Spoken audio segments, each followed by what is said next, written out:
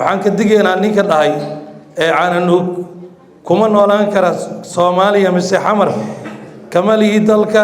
wax allaale iyo wixii soo gaara caananuug oo dhibaato ah waxaan leenahay waxaan u qabsanaynaa beesha Mudulood inta kale ee irir ka soo hartay mise Soomaali ka soo harayna iyo Soomaaliba marqaatiga ka aadan arinta ayada dadka qoomiyadda halkan fadhiya ee reer Gardheere ee dadkan shirkan jaraa'id inay isugu imaadaan waxa sababay warkii ka soo yeeray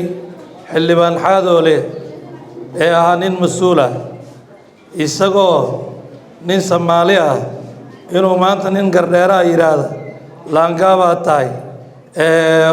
wax noocaas ah tahay Xaadoole hadalkiisa hadal fiican ma ahayn Xaadoole inuu caananuug dawladnimada ka sheegto xamar inuu isaga ka leeyahay sheegto Soomaalinimo ka sheegto Xaadoole waa nin Gardheere ah halkan waxa fadhiya ilmo Gardheere ee Soomaaliintiisa kale waxaan leenahay arinta ayada nama qabato qof mas'uul ah nama dhihi karo Xaadoole maanta inaan la hadalnaa waxa sababay meesha uu warka ku sheegay waxa fadhiyay dad mas'uuliyiin ah oo dhamaan intii isaga heebtu ah ay ku jiraan dad waaweyn ee ra'iisul wasaare ka soo noqday dalka Soomaaliya waxaan leenahay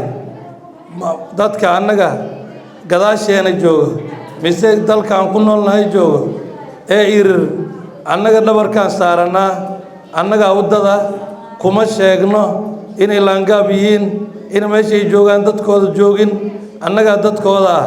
laakiin in maanta caananuug la yiraahdo xamar laangaaba tahay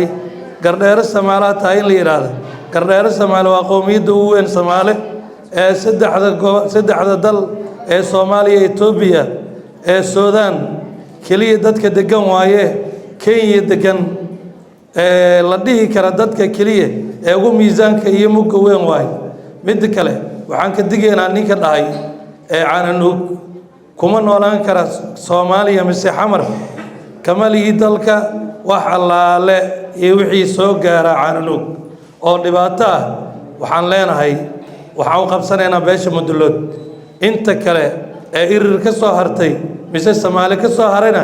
iyo Soomaaliba marqaatiga ka aadan arinta ayada. Assalaamu calaykum waraxmatullaahi wabarakaatuh.